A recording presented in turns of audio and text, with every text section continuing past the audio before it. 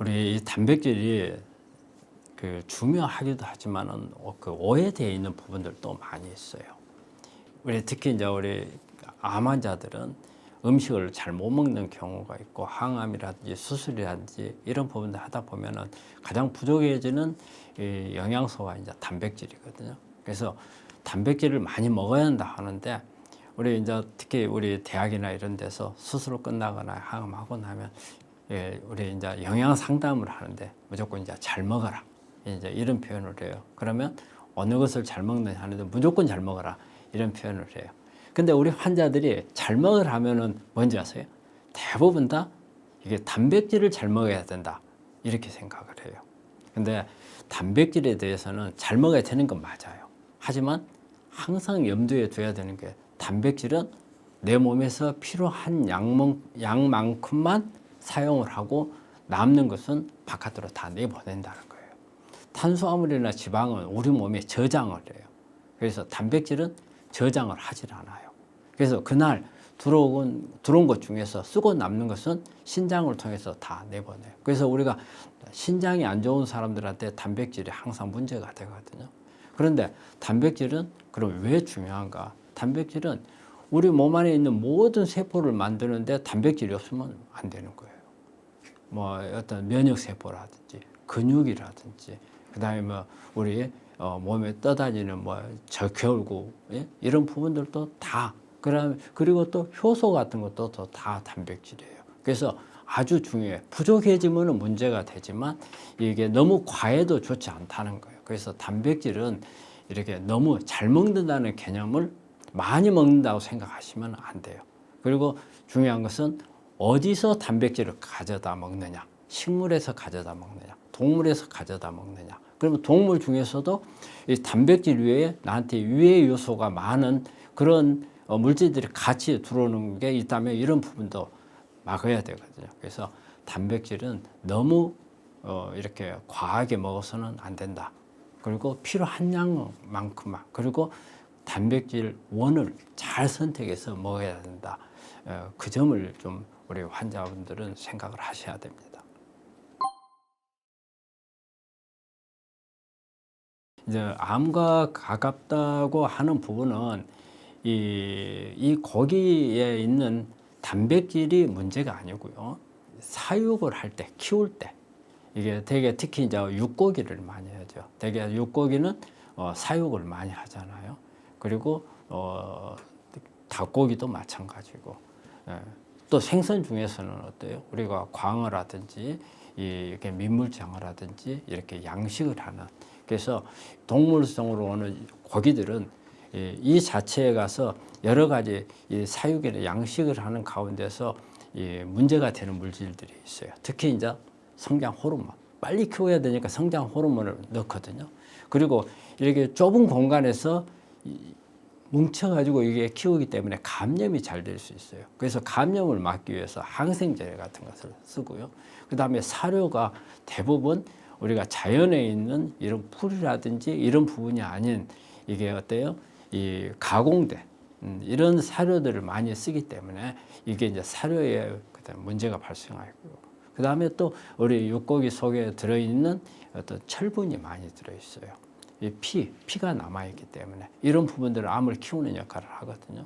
그리고 또 육고기는 포화지방산이 많아요. 우리가 우리 몸에 좋은 것은 불포화지방산. 그래서 특히 이제 오메가3 같은 게 중요한데 육고기 속에는 오메가3나 오메가6보다는 포화지방산이 많죠. 이 포화지방산은 사실 에너지원으로 해서는 사용하는 것 외에는 우리 몸에는 크게 도움이 되는 게 없어요. 이게 많이 쌓이게 되면 그냥 중성지방이 높아지고 고지혈증이 높아져서 오히려 암에 안 좋은 영향만 줄 수가 있거든요. 그런 의미에서 우리가 육고기는 별로 안 좋다 이렇게 생각을 하고 있거든요. 그래서 가능하면은 이런 그 육고기에서 얻는 것보다는 저는 채식을 통해서 채식에서 이 모든 영양소를 다 얻을 수 있어요. 단지 그 중에서 그렇다고 해서 우리가 비건을 꼭 우리 추천하는 건 아니에요. 우리가 식물성에서 우리는 사람은 동물이잖아요. 근데 식물성을 먹다 보면은 동물성에 필요한 부분들이 있어요. 이런 부분들은 따로 보충을 돼야 돼요. 그래서 모든 것은 무조건 안 된다. 이것보다는 이런 부분들을 보충하기 위해서는 약간의 생선 같은 경우, 특히 30cm 이하의 생선, 생선이나 그 외에 뭐 조개라든지 이런 부분들에서, 그리고 달걀이라든지 이런 데서 약간의 동물성 단백을 같이 보충해주는 그런 부분들이 우리 영양을 하는 데 있어서는 아주 중요하죠. 그래서 육고기는 그렇게 권하지 않고, 암에는 저는 오히려 안 좋은 영향을 주는 게 더 많다고 생각합니다.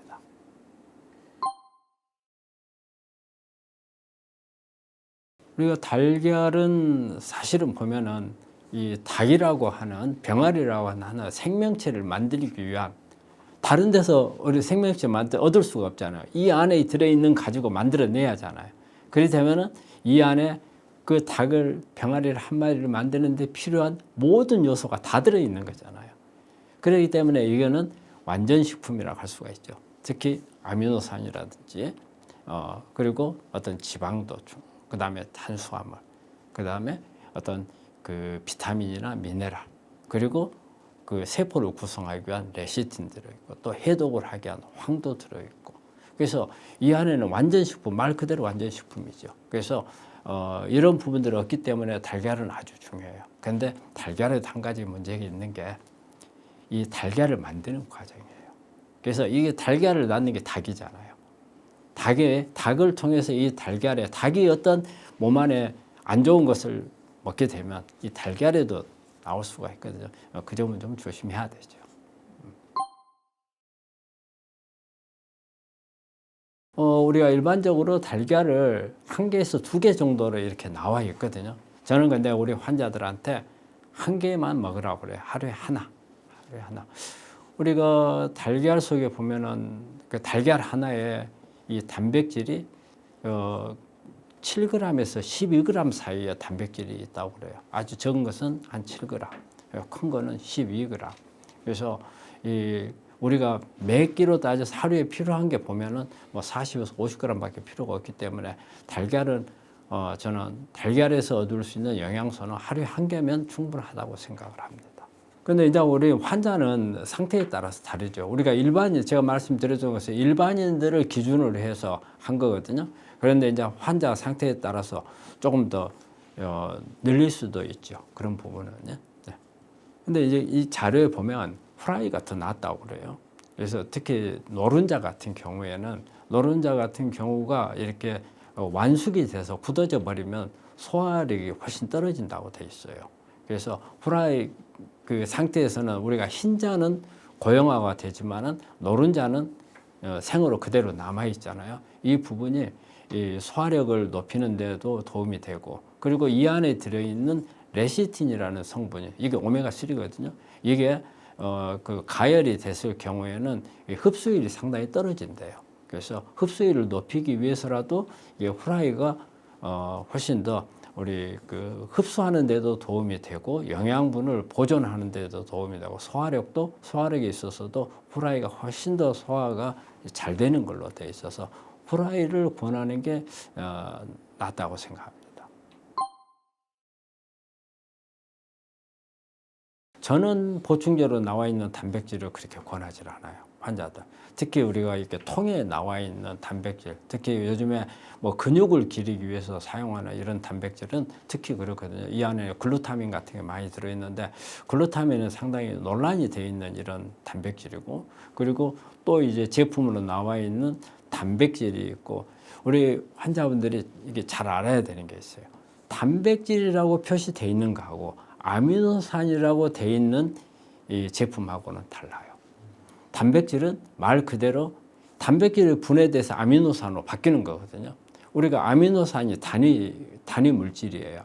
단백질에서는 아미노산이 여러 개 모여 가지고 단백질을 만드는 거예요. 그런데 우리가 단백질은 이게 분해가 안 된 거예요. 아미노산 쪼개지지 않는 거예요. 그래서 이 단백질을 먹게 되면 이게 간에서 다 잘게 쪼개요. 그래 아미노산을 다 분해해 가지고 나한테 맞는 단백질을 다시 만드는 거거든요. 근데 우리 대부분 사람들은 단백질을 먹으면 그 단백질이 그대로 들어오는 걸로 생각을 해요. 절대 그렇지 않아요.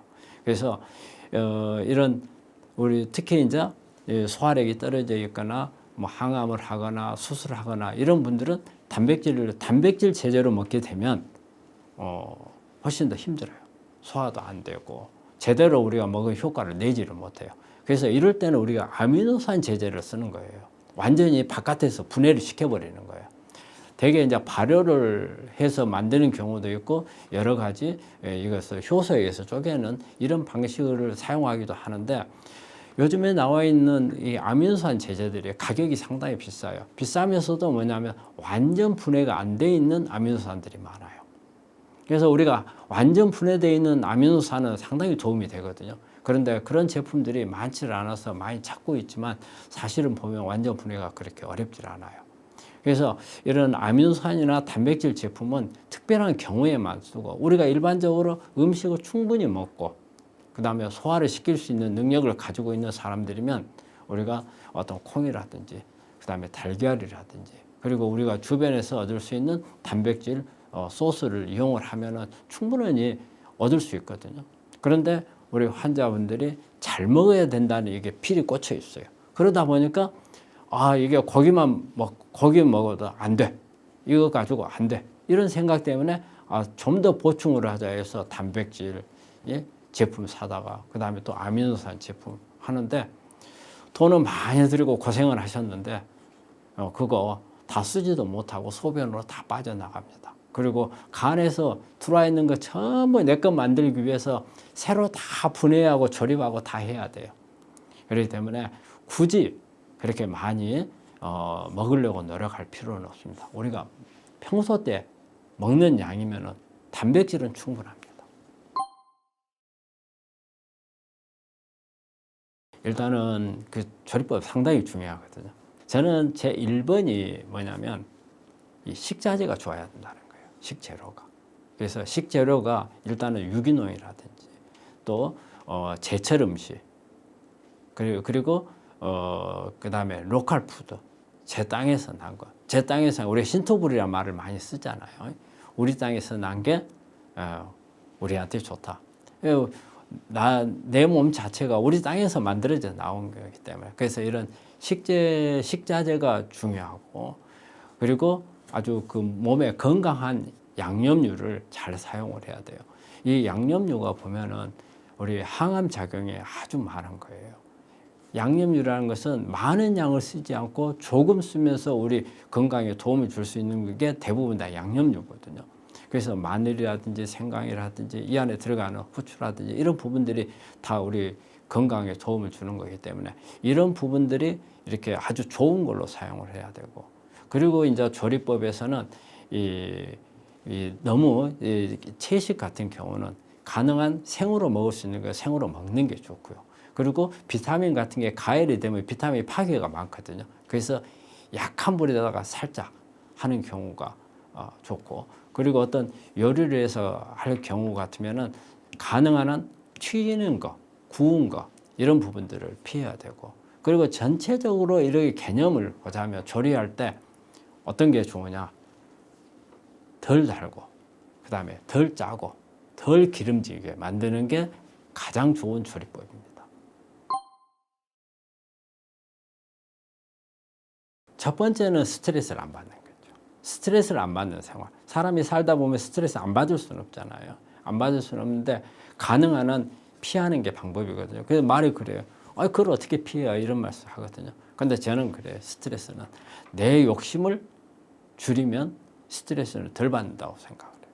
이게 어떤 금전적인 부분도 그렇고 어떤 내 명예라든지 그리고 어떤 내 환경에서 하는 부분들에 내가 어떻게 보면 내가 이게 만족해야 되고 스트레스 홀더가 높을 경우에 스트레스는 많거든요. 그래서 조금 내려놓을 수 있는 마음가짐을 가지는 게 저는 스트레스를 줄일 수 있는 거라고 그래요. 그래서 우리 환자분들이 이런 말이에요.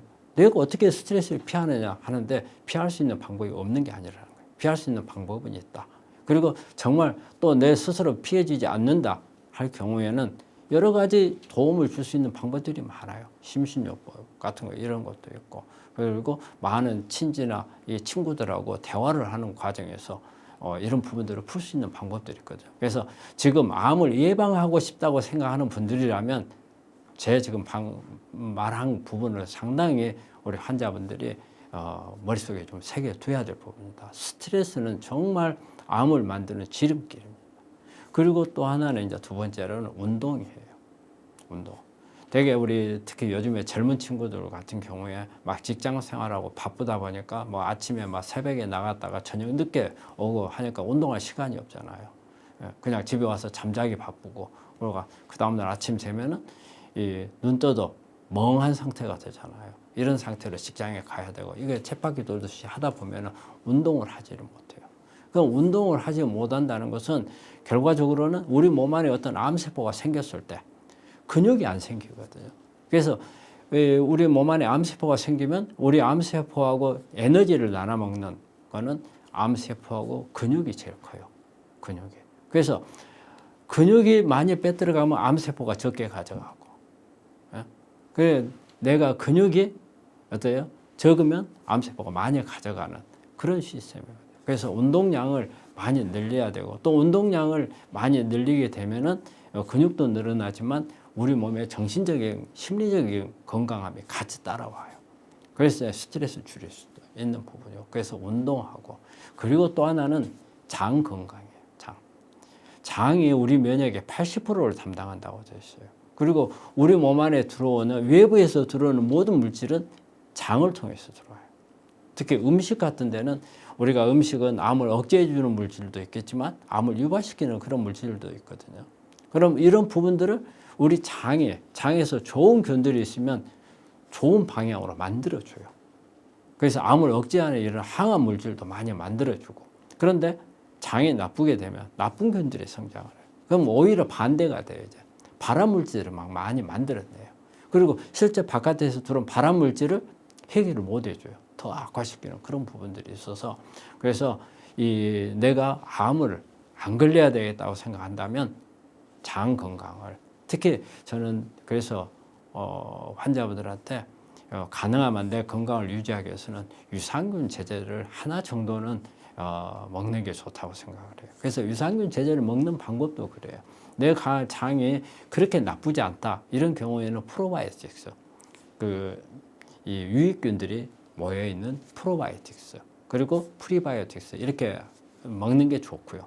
근데 내 장이 정말 엉망이야.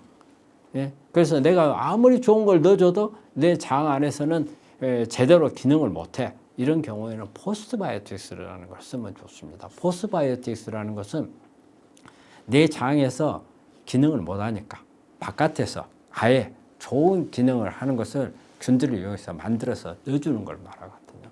그래서 이런 유산균 제제를 조금 같이 평소 때 좀 먹는 것도 암을 예방하는 데 도움이 되리라 생각합니다. 이런 부분이다. 스트레스, 운동, 장 건강이 아주 중요합니다.